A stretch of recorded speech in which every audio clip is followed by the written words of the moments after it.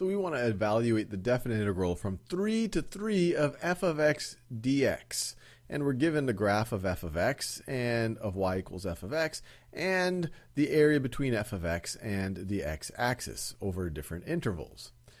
Well, when you look at this, you actually don't even have to look at this graph over here, because in general, if I have the definite integral of any function, f of x dx, from, let's say, a to the same value, from one value to the same value, this is always going to be equal to 0. We're going from 3 to 3. We could be going from negative pi to negative pi. It's always going to be 0. One way to think about it, we're starting and stopping here at 3, so we're not capturing any area. Let's do another one. So here, we want to find the definite integral from 7 to 4 of f of x dx. So we want to go from 7 to 4. So we want to go from 7 to 4. Now you might be tempted to say, okay, well look, the area between f of x and x is 2, so maybe this thing is 2.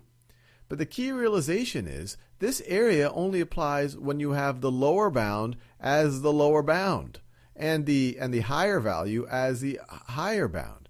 So the integral from 4 to 7 of f of x dx, this thing is equal to 2. This thing is depicting that area right over there. So what about this, where we've switched it? Instead of going from 4 to 7, we're going from 7 to 4. Well, the key realization is if you switch the bounds, and this is a key definite integral property, that's going to give you the negative value. So this is going to be equal to the negative of the integral from 4 to 7 of f of x dx. And so this is going to be negative, and we just figured out the integral from 4 to 7 of f of x dx. Well, now that is this area. F of x is above the x-axis. It's a positive area.